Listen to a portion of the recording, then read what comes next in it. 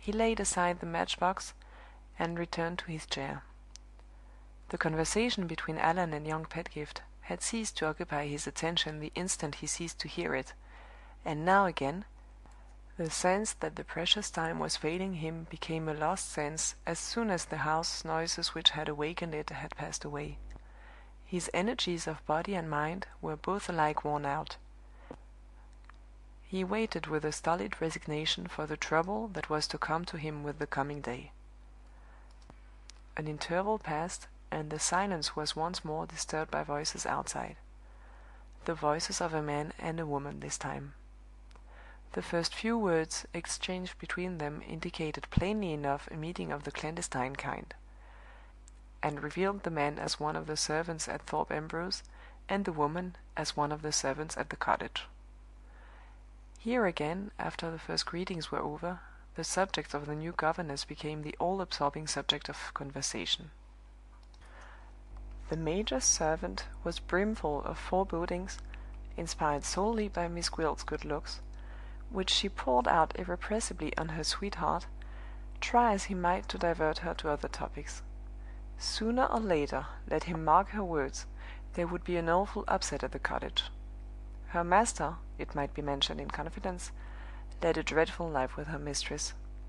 The major was the best of men; he hadn't a thought in his heart beyond his daughter and his everlasting clock. But only let a nice-looking woman come near the place, and Mrs. Milroy was jealous of her. Raging jealous, like a woman possessed, on that miserable sick-bed of hers. If Miss Gwilt, who was certainly good-looking in spite of her hideous hair, didn't blow the fire into a flame before many days more were over their heads, the mistress was the mistress no longer, but somebody else.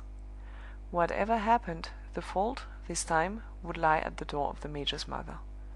The old lady and the mistress had had a dreadful quarrel 2 years since, and the old lady had gone away in a fury, telling her son before all the servants that, if he had a spark of spirit in him, he would never submit to his wife's temper as he did. It would be too much, perhaps, to accuse the major's mother of purposely picking out a handsome governess to spite the major's wife, but it might be safely said that the old lady was the last person in the world to humor the mistress's jealousy by declining to engage a capable and respectable governess for her granddaughter because that governess happened to be blessed with good looks. How it was all to end, except that it was certain to end badly, no human creature could say. Things were looking as black already as things well could. Miss Neelie was crying after the day's pleasure, which was one bad sign. The mistress had found fault with nobody, which was another. The master had wished her good night through the door, which was a third, and the governess had locked herself up in her room, which was the worst sign of all, for it looked as if she distrusted the servants.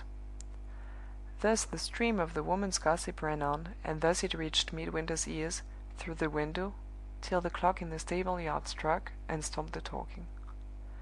When the last vibrations of the bell had died away, the voices were not audible again, and the silence was broken no more.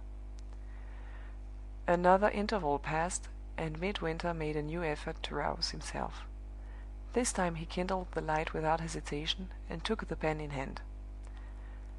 He wrote at the first trial with a certain facility of expression which, surprising him as he went on, ended in rousing in him some vague suspicion of himself. He left the table and bathed his head and face in water, and came back to read what he had written. The language was barely intelligible, sentences were left unfinished, words were misplaced one for the other. Every line recorded the protest of the weary brain against the merciless will that had forced it into action. Midwinter tore up the sheet of paper as he had torn up the other sheets before it, and, sinking under the struggle at last, laid his weary head on the pillow.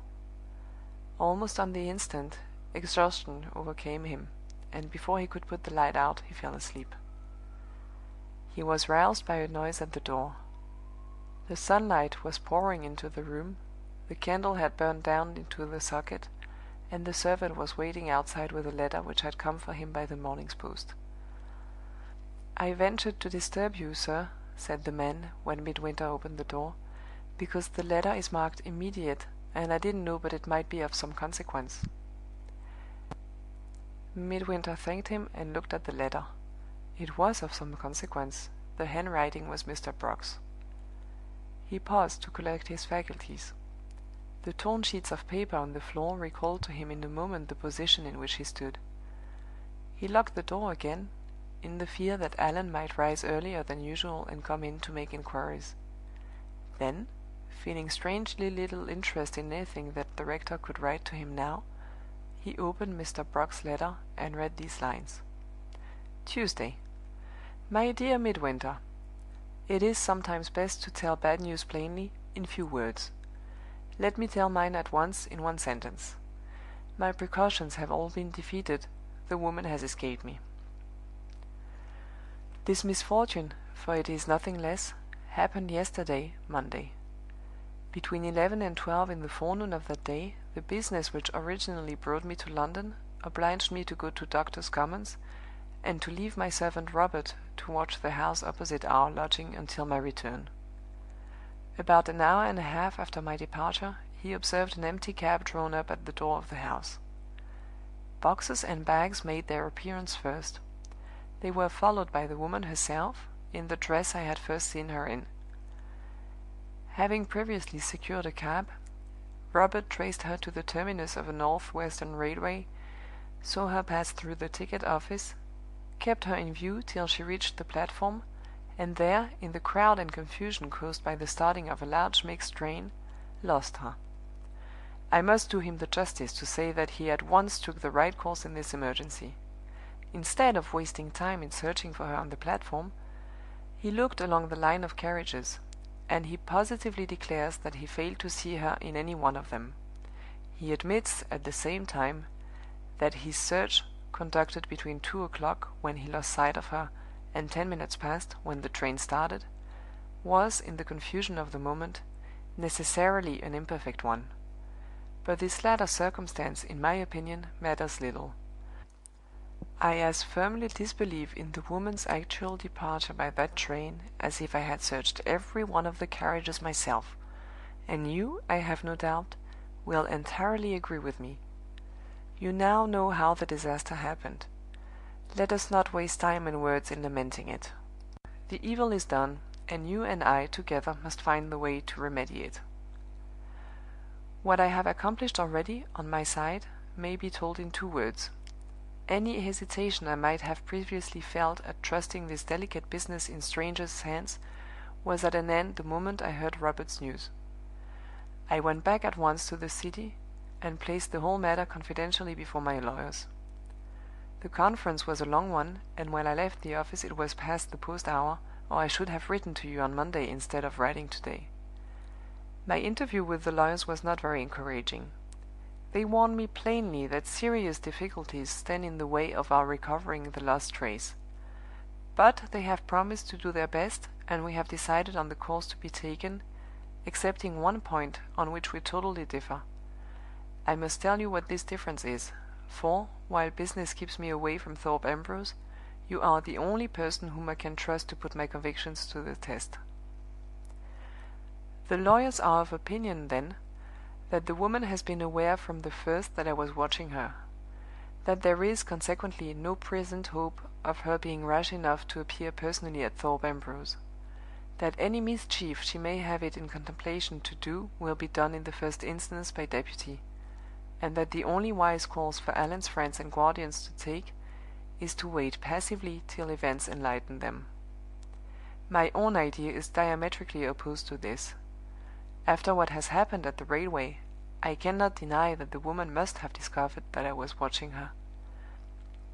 But she has no reason to suppose that she has not succeeded in deceiving me, and I firmly believe she is bold enough to take us by surprise, and to win or force her way into Allan's confidence before we are prepared to prevent her.